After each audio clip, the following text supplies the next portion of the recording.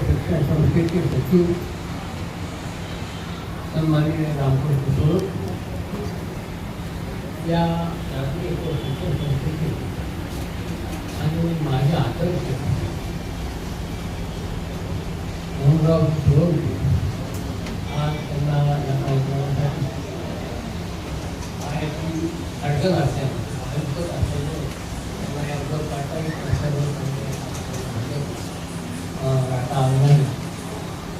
असे माझे आदर्श आज त्यांचा सर्वत्र मिळून सत्कार करत आहात ते सत्कार मूर्ती भीमसेन तिडके या कार्यक्रमासाठी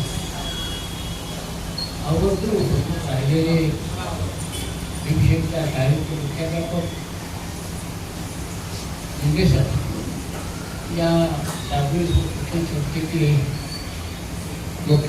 सेवानिवृत्त मुख्याध्यापक Shaikh sir, Kamble sir, Radhakrishna Tidke sir, या कार्यक्रमासाठी आवर्जून उपस्थित असलेले माझ्या गावचे सरपंच तुकाराम तिडके, माझे व्याही आगू तिडके,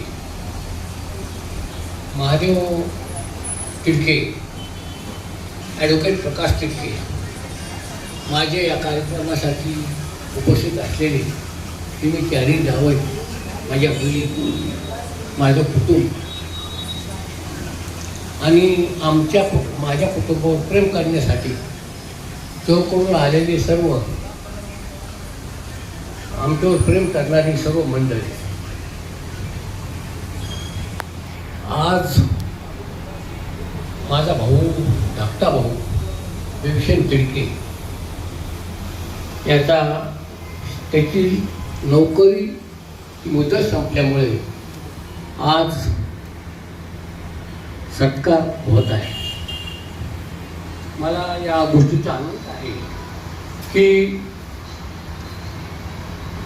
त्याच्या 29 वर्ष 6 महिन्याच्या कार्यकाळात आपल्याकडं माझ्या माहितीप्रमाणे कसलीही तक्रार आलेली नाही. भीमसेनचा जन्म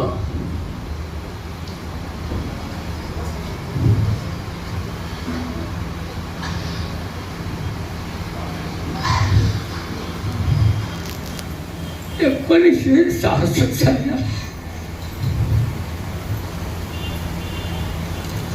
ज्यावेळी तो जन्मला त्या दिवशी त्याचा जन्म झाला, त्या दिवशी घरामध्ये अन्नाचा कण नव्हता. त्याला जन्म देणारी ही माझी आई सरस्वती दिवसभर उपाशी होती. अंतकरण तुमचं पण सांगितल्याशिवाय मला समाधान वाटणार नाही. दिवसभर उपाशी होती. आपल्या गावची काशीबाई मुंडे तिच्या घरी मी गेलो आणि तिच्या दारात बसलो. तिचे काशीबाई मुंडेचे मालक रुपे मुंडे आले. ते म्हणले, हा कोणाचा मुलगा येऊन दारात बसला. त्याने मला बाहेर बसायचं सांगितलं. मी बाहेर आलो. आल्यानंतर जाऊ तर कुठं जाऊ म्हणून पुन्हा परत काशीबाई मुंडेच्या दारात गेलो.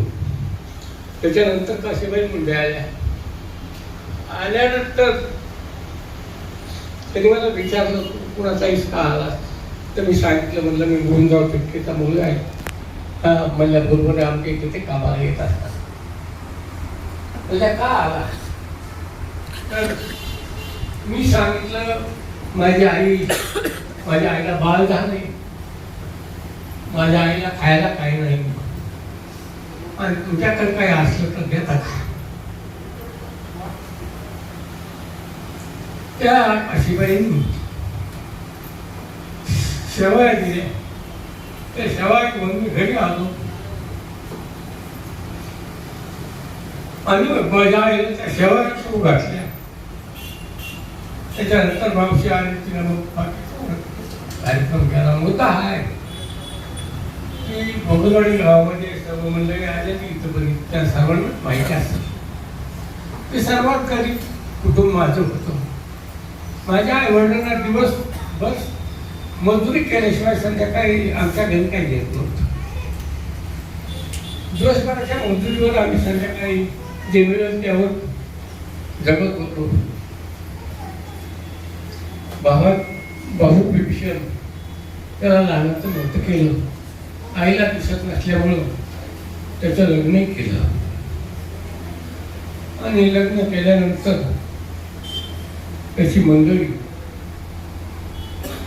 माधुरी ही मुलगी 1 महिन्याची असताना म्हणजे आम्हाला मुंबईला जायचं आणि ती त्यांचं कुटुंब मुंबईला गेलं. मुंबईला गेल्यानंतर पुन्हा मग माझा आदर्श असणारे आदरणीय मोहनरावजी सोळंके त्यांनी विचारलं की भाऊ काय केलं. मी त्यांना सांगितलं की कंपनीमध्ये नोकरीला आहे. त्यांनी मला बोलून घ्यायला लावलं आणि बोलून घेतल्यानंतर त्याला शाळकरी शिक्षण संस्थेमध्ये सेवा करण्याची संधी दिली आणि तो सेवा करत असताना त्याचं माझं नातं 40 वर्ष. मी जेव्हा सचिव म्हणून काम करत होतो तेव्हा सचिव आणि तो एक कर्मचारी हेच अंतर मी कायम ठेवलं होतं. कधीही शाळेवर गेल्यानंतर त्याला जवळ बोलून घेतलं, त्याला वेगळं बोललो असं कधी झालं नाही. विभीषण तेव्हा संधी पाहिली होती, ती संधी मिळाली आणि संधी मिळाल्यानंतर त्याला कसल्या प्रकारचे व्यसन नसल्यामुळं येणारा पहिला पगार त्यांनी आला आणि रडत माझ्याजवळ दिला. मी म्हटलं का तुझं पेमेंट झालं का? तिकडे सांगितलं हो माझं आज त्याला पेमेंट झालं. मी सांगितलं म्हणलं हे पैसे तुझी मुलगी माधुरी आहे ना तिच्या नावानं फिक्स कर. सांगल तसं त्यांनी आयुष्यभर ऐकलं. दोन्ही पुतणे आज बघता तुम्ही तुमच्या समोर फिरते, त्याच्यापेक्षा मला आनंद कोणताच नाही. दोन्ही पुतणे, एक इंजिनियर आहे, दुसरा शिक्षक आहे. यांना देखील कसल्या प्रकारचे व्यसन नाही, संसारिक आहे. त्याच्यानंतर विभीषण भाऊची आज जबाबदारी संपलेली आणि मी आज खरोखर मनातून मुक्त झालो की मी विभीषणच्या जबाबदारीतून दूर झालो.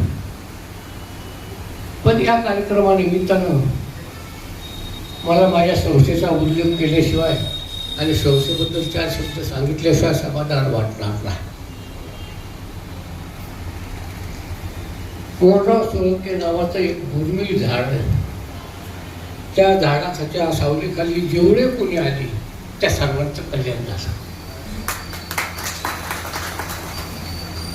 एक कार्यकाळ असा होता की साहेबांनी माझ्या भावाला संधी दिली, जावयाला संधी दिली, गावातील 4-5 होते त्यांना संधी दिली. सर्वांचं चांगलं झालं. जी सर्व जुनी मंडळी होती ती सर्व जुनी मंडळी सुखासमाधानानं सेवानिवृत्त होत आहे ते पाहून मला फार मोठा आनंद होतो. आयुष्यामध्ये मला संस्कार जर कुठून मिळाले असतील तर आदरणीय मोहनराव होतो. आज जे मी मोठा आहे ते केवळ त्यांच्यामुळं मोठा आहे. त्यांनी माझ्या कुटुंबाला एवढं दिलं की माझी झोळी फाटेल इतकं दिलं. त्यांनी माझ्या मुलाबाळाच्या लग्नामध्ये स्वतः उभा राहून मदत तर केलीच, पण स्वतः आर्थिक मदत केली. दोघी मुलींचे संसार त्यांनी घेऊन दिले. मुलाच्या सतत पाठीशी राहिले आणि मी माझा प्रामाणिकपणा कधी सोडला नाही. मी माझ्या आयुष्यात माझ्या वडिलांनंतर माझा आदर्श मोहनराव सोळंके यांना पाहतो. त्यांचे संस्कार फार मोठे आहेत आणि म्हणून जे झालं ते सर्वांचं श्रेय हे सर्व माझं कुटुंब जे मी मोठं केलं त्या कुटुंब मोठं करण्याचं श्रेय कुणाला जात असतं तर माझे आदर्श मोहनराव सोळंके यांना जात. त्याच्यानंतर आज जे शाबुलेश्वर शिक्षण संस्थेचे सचिव आहेत रामकृष्ण सोळंके, अत्यंत गरीब मुलगा, माझ्यासारखीच आर्थिक परिस्थिती, आधार नाही. त्यांना साहेबांनी शिकवलं, BPLला नंबर लागला. आम्ही दोघांनी आर्थिक मदत करून त्याचं शिक्षण पूर्ण केलं. इथून मी त्यांना पैसे घेऊन मी तिथं कळवला जात होतो. हे सचिव जे आहे अत्यंत प्रामाणिक, कष्टाळू, मेहनती, विश्वास आणि स्वतःपेक्षा साहेबांना आणि मला आयुष्यभर त्यांनी किंमत दिली. आज ते जेव्हा मी हेडमास्टरपर्यंत त्यांना नेलं, हेडमास्टर म्हणून सेवानिवृत्त झाल्यानंतर मी किटीआगावच्या शाळेमध्ये सांगितलं होतं. सर्व कर्मचाऱ्यांना असं वाटत होतं की आता रामकृष्ण सोळंके घरी जाणार, पण मी सर्वांना सगळे सांगितलं होतं की रामकृष्ण सोळंकेवर मी फार मोठी जबाबदारी आम्हाला देतो आणि ती जबाबदारी माझ्या डोळ्यासमोर त्यांना दिली. हाही मला फार मोठा आनंद. आज तुम्ही चौकडून माझ्या कुटुंबासाठी अशा उन्हातान्हाचं अत्यंत ऊन असताना आलात. माझ्या गरीब कुटुंबाला तुम्ही सहकार्य केलं. तुमचे आशीर्वाद माझ्या कुटुंबाशी, माझ्या कुटुंबाच्या पाठीशी शेवटपर्यंत राहिलेत. माझी भाऊजही आहे, तिचा उल्लेख करावा लागला. सुरुवातीला लग्न झाल्यानंतर भाऊजी थोडं कौतुक करायचं, पण नंतर तिला जेव्हा समजलं की दादाशिवाय, दादा हेच वडील, दादा हेच भाऊ, दादा हेच माझं घर आहे, आणि मुंबईहून आल्यानंतर की इतकं आदर्श चांगलं संसारिकपणा त्या सर्व गुणाचा एक चांगला साथ आहे. आजपर्यंत आपण बायकोतून गावागावाची 100% भांडणं होतात, सासू सुनाची भांडणं होतात, परंतु या दोघी गावाची भांडणं झालेली मी आणखी ऐकले नाही, पाहिलं नाही. ही माझ्यासाठी माझ्या आयुष्यात फार मोठी जगीची भाषणी. भाऊ विभीषण याने अजून मी अनेक वेळा जर काम नाही केलं, काही मुदतपणा झाला, अनेक वेळा मारहाण करायचं, परंतु कधी त्यानं डोळा वर करून माझ्याकडे बघितलं नाही. त्यानं त्याच्या जीवनाचं सार्थक करून घेतलं आणि मला जे आज सांगितलं रामकृष्णांनी की त्याचं श्रेय मला मिळालं, त्याचं श्रेय आम्हा दोघा बाबांच्या मोठेपणाचं श्रेय हे आदरणीय मोहनराव सोळंके यांना. आणि काय लागतं आपल्या आयुष्यात आपल्याला मोठं पाहायला, आपण फक्त आपला प्रामाणिकपणा सोडला पाहिजे, सोडला नाही पाहिजे, आयुष्यामध्ये कुणाचा विश्वासघात नाही केला पाहिजे आणि प्रामाणिक मेहनत केली पाहिजे, कुणाचा द्वेष नाही केला पाहिजे. आणि या गोष्टी पाळल्या तर आपण सर्वजण सुजलाम सुफलाम असं जीवन करू शकतो. आज माझ्या कुटुंब इतकं बदललेले, या कुटुंबाच्या वेळीवर नितीन तिडके, त्याच्यानंतर आता शिक्षक माझा पुतण्या सतीश, त्याच्यानंतर माझा अशोक, त्याच्यानंतर त्याची मुलं बाळं, माझ्या 3 मुली, एकाचं जे काम 4ही जावाई मला एकाचं हे चांगले मिळाले म्हणजे शब्दात नाहीत असे मिळाले. आणि त्यांचा आम्हाला या ठिकाणी उल्लेख केला पाहिजे. आणि सर्वात महत्त्वाचा उल्लेख जो आहे तो आमच्या मंदिराच्या राहिला, प्रभूपुराची माणसं मला मंदिर सर्वांचा उल्लेख केला आणि तिच्याचा उल्लेख केला. तर आमच्या मंडळीनं आयुष्य जर आपला संसार मोठा व्हायचा असेल, आपला संसारामध्ये सर्वात मोठा हिस्सा कोणाचा असेल तर प्रत्येकाच्या पत्नीचा असतो. एक दिवस असा होता की आम्हाला खाण्यापिण्याची समस्या असल्यामुळं आमची मंडळी सुगरणवाडी म्हणून एक गाव आहे आमच्या गावात, त्या गावाला कांदे विकण्यासाठी गेली.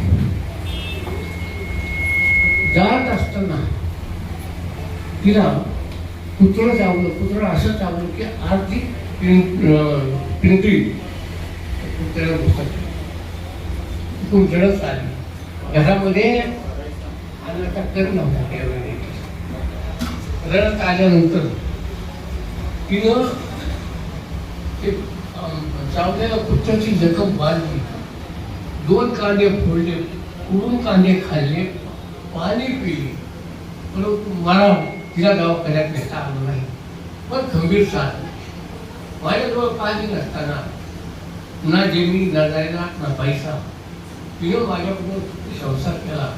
म्हणून आज माझं जे कुटुंब मोठं झालंय तिचा अर्थ सगळेत दिलाय. माझ्या मोठेपणामध्ये अर्धा हिस्सा तिचा आहे. तिचे आशीर्वाद कुटुंबाला मिळाले, तिचं मार्गदर्शन मिळालं. आणखी आमचे तिकडे होत्या परंतु त्या कुटुंबासाठी हितासाठी गैरहितासाठी कधी होत नाही. आणि म्हणून अशा प्रकारची एकूण माझ्या कुटुंबाची ही परिस्थिती आज माझ्या सर्व आनंदानं राहतात.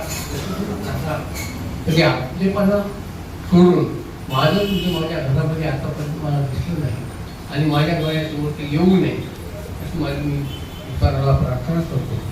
आज तुम्ही आलात, माझ्यावर प्रेमाचा वर्षाव केला, मला छोटा भाऊ विषय याला आशीर्वाद दिला. आपण वेळात वेळ काढून आला म्हणून आपलं सर्वांचं मनपूर्वक स्वागतपूर्ण आभार व्यक्त करतो आणि मी माझ्या वाणीला पूर्णविराम देतो. माझ्या सेवापूर्ती सोहळ्यासाठी आवर्जून उपस्थित असणारे, कामात काम सोडून उन्हातानातून आलेले माझे मित्र, कोगलवाडीचे सर्व मित्र कंपनी, तसेच आज माझं वैभव आहे, आज माझे मुलं मोठे, माझं जे वैभव आहे ते फक्त त्याला कारण मोहनरावजी सोळंके काका यांच्यामुळेच माझं आज कुटुंबाने सावरले ते. आणि मला माझ्या वडिलांची आठवण न करू देणारे किंवा स्वतः पावसात भिजले, स्वतः उन्हात राहिले पण मला सावरीला घेतलं ते माझे ज्येष्ठ